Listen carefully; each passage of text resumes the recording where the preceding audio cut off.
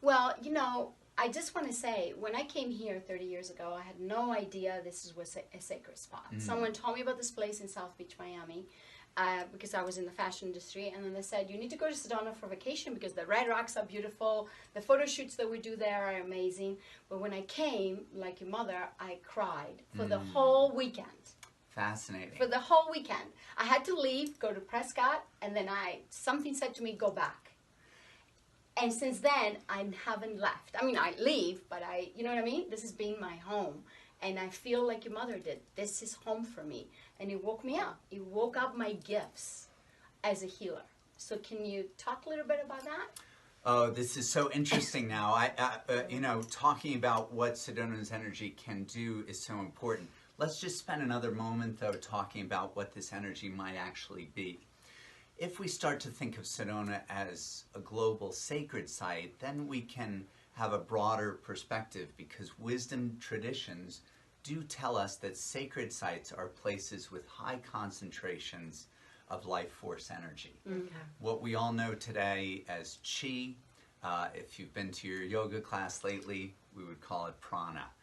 Personally, I know it as subtle energy, and I refer to it as subtle energy, not because it's weak, but because we cannot sense it with our standard 5 senses. What we do know about Sedona that's so fascinating is it is pointing out to us that we have other senses. We have subtle senses.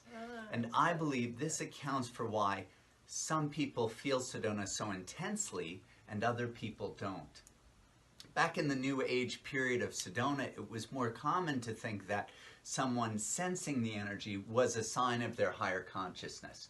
Today, I've reached a different conclusion, which is that someone's sensory experience of Sedona has much more to do with their own personal level of sensitivity.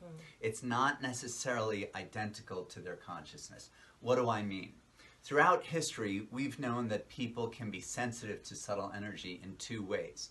Some people, present company included, are naturally born with that sensitivity. Other people, like myself, have to study for years spiritual traditions, spiritual practices such as meditation, for example, visualization, to learn to become more sensitive to the energy. I think a better measure of consciousness is, once you develop sensitivity, do you know how to utilize it on your behalf? Yes. For example, some people who are empaths know that being sensitive to everything can really be a pain in the neck. For sure. It doesn't often feel like a gift, it can feel like a curse. Now that's never been my problem. I've had to learn to open to my sensitivity and turn it up in a sense. But really the ideal place to be, which is the kind of thing you teach people to do, is to learn to treat their sensitivity as a skill. To be able to turn it down when you're walking through the airport in flu season, and to tune it up when perhaps you're in an intimate conversation with somebody. Sedona is the kind of place that has so much subtle energy that people often arrive unaware that they are sensitive to subtle energy, and suddenly, out of the blue, they're overwhelmed with the beauty of the place, feeling it in their heart, just as each of us did in our own unique ways. And that's why they have those amazing special experiences, is because they are tapping into that, even though they may not have consciously come here to do that. Not only that, but some people, and I've had this experience with clients whose religious tradition is, for example, let's say, very fundamentalist, who absolutely don't want to feel anything in Sedona. They're making a stopover on the way to the Grand Canyon. They heard that it was a pretty place. They have no awareness that it might be someplace sacred. Wow.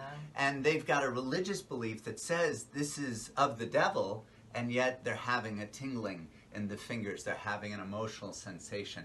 And it's a rarity, but that kind of thing can happen too, just to show you that sensitivity and consciousness are not identical.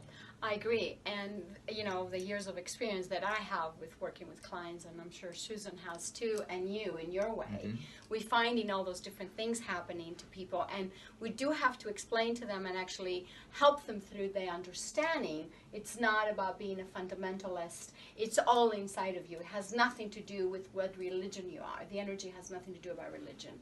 The energy has to do about energy. Period. It's not, prana. yes, the energy itself is here. It's real. Exactly. And although I admire people trying to figure out scientifically what's going on, we understand why. It's a mystery. They want to figure it out.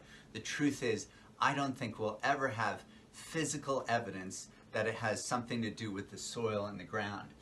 But there is evidence that we do need to pay attention to, and that's the thousands and thousands of reports of your clients, my clients, and many more visitors to Sedona who are honest, authentically telling us what's actually happening to them. I think it's time to start trusting them. I agree. And in that note, we're going to stop the video right here, and we're going to come back to you with more questions in our next segment. So please like our segment and, you know, subscribe to it, and even ask us questions underneath. We are, all three of us, here to help you answer them.